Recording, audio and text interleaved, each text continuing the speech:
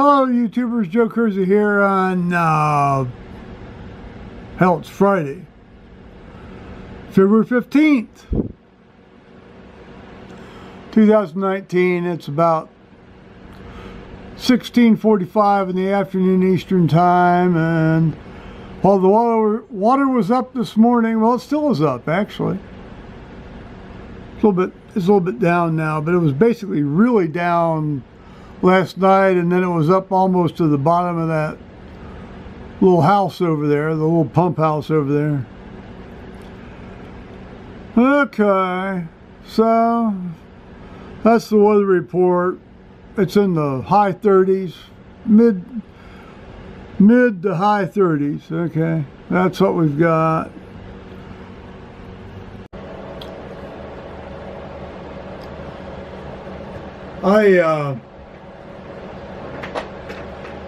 I bestirred myself today, despite much pain, and there was a lot of pain, to go fill my wine coffers with six 5-liter boxes, excuse me, of Almaden Cabernet Sauvignon. God bless us all.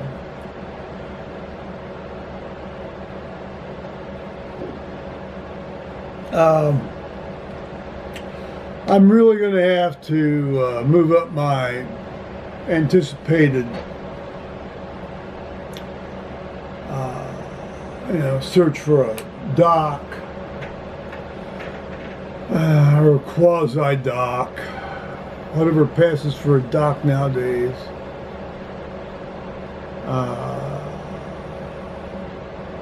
To get me some proper imaging so a decision can be made about this L4-5, maybe S1, maybe L3 pain that radiates down into my left leg. You've heard about that. No new developments there. It's there. It's very, very bothersome. I'm trying not to let it take over my entire mentality, as so many people with chronic pain do let their pain take over their personality, to the point that you don't know if you're dealing with an individual or you're dealing with their pain or their response to the pain.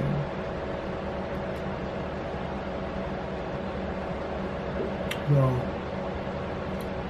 interesting to be on the receiving end of this now a bit.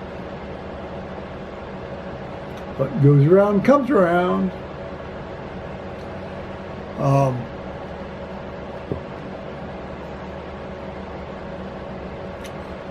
Okay.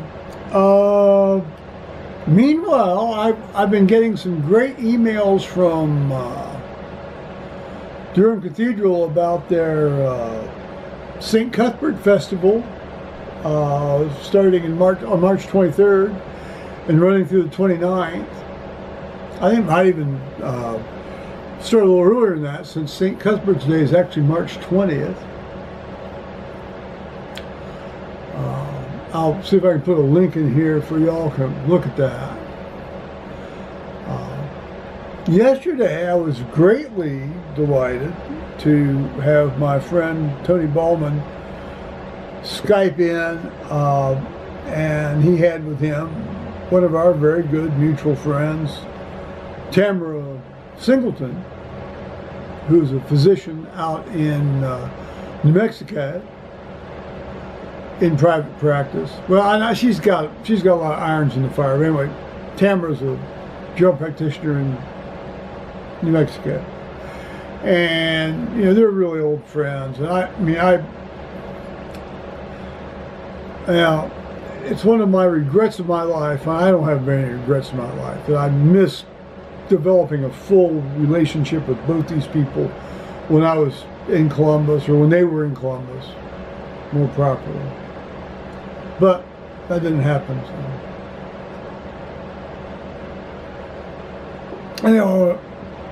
I might be able to pick Tamara's brain a bit about some of this stuff I've got and see what she recommends, because she's certainly seen a lot more of this than I've ever had any experience with. So,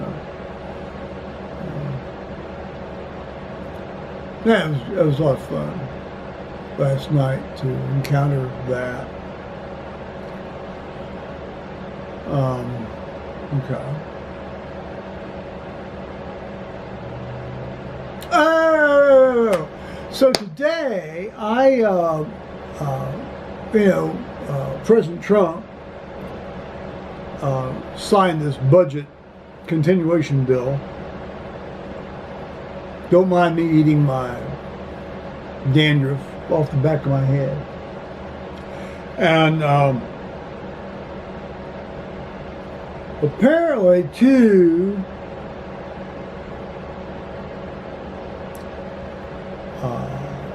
well, there was a bunch of things. You know, you had the, like, is it going to be a slatted fence? Is it going to be a solid wall? Is it going to be a berm? Is it going to be this? Is it going to be that? And then you had, I have such a hard time calling it back to mind because it's such a, anyway, no, it was in the Rose Garden. Well, he gets the press corps out there in the Rose Garden near this time of year. It cools them off and it settles them down a bit.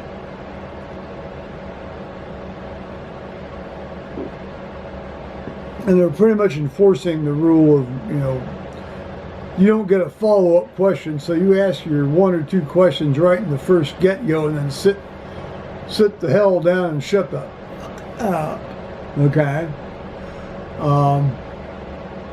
Even this Acosta dude more or less obeyed that one.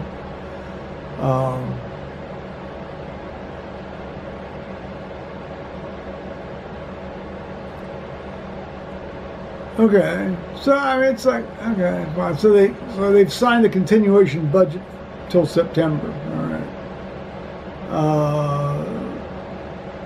And then of course, I'm trying to restrict myself from remembering it.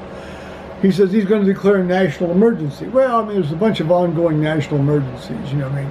There's a bunch of them related to the 9/11 attacks. Those are legitimate. Lord knows what Obama declared as a national emergency. Somebody's, toe felt like it was being deprived of, being overwhelmed by carbon dioxide or some damn thing. Who knows?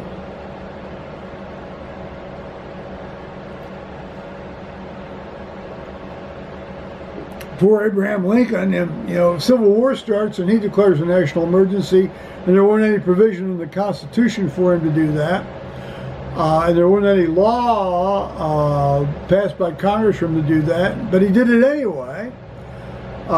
Sort of like how he went ahead and suspended habeas corpus. That's also unconstitutional.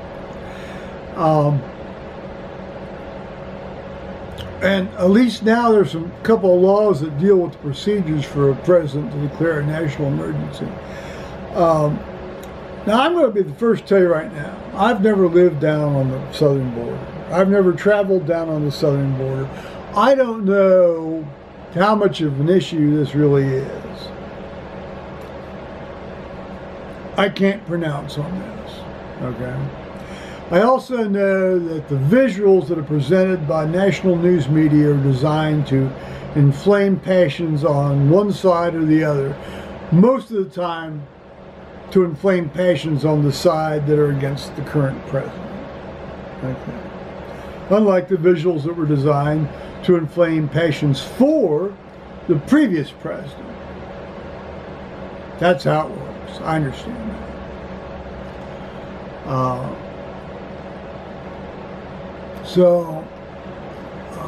And when President Trump recited, says, so this is going to get sued, and we're going to go through this, and we're going to go through that, and then eventually it'll come to the Supreme Court. And some people then, some news media then were saying, oh, he was saying this in a sing-song voice. No, he wasn't. He was just talking about how things are going to unfold. Because he's been through this drill. And it's interesting, he also then spent a couple of minutes talking about how he realizes now he's not a politician. He wasn't. He might be now a little bit, but he wasn't when he started. An interesting news conference. It's nice to get these guys outside where they shut the fuck up a lot of the times because they're too cold. Good.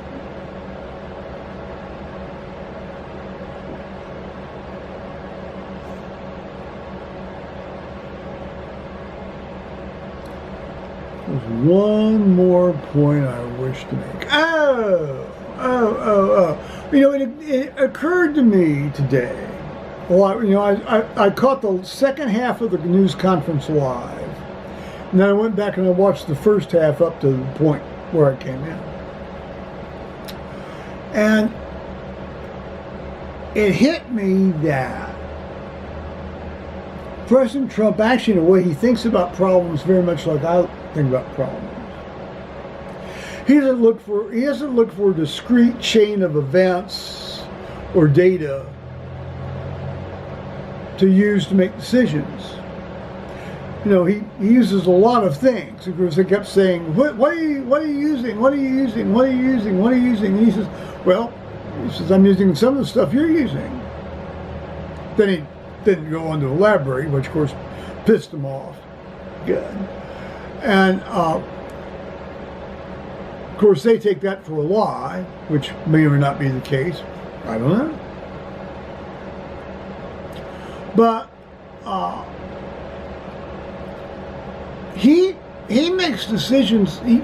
He looks at a lot of information. Maybe he berry picks, cherry picks, you know, for the favorable stuff. There's always a human tendency to do that. I understand that. But he ends up with a gestalt about an event or a situation. And so rather than allowing one datum to tip the scales either way, that's how he makes decisions. And it just drives the press nuts. It just drives the press completely insane. But I'm going to tell them, I'm telling you all who are watching me, and the press who don't watch me, that there are far more human beings that think that way than think the way they want or hope that everybody thinks. Okay? Now, I'm trained to think the way they want people to think. Yeah, of course. But on the other hand, in everyday life, how do we really think about problems and how do we make decisions? And I think that President Trump, is demonstrating that. And it just drives them up the wall. There. Okay. Said he. I'm going to now say bye-bye, YouTubers, and maybe I'll be talking to my friends later today. I hope so. Alrighty. Oh, I got to turn you off this way. Okay. So here is Nancy Pelosi, the current Speaker of the House. God help us all. And this is probably one of the more flattering pictures of her that's been generated by the adoring national news media. So there it is.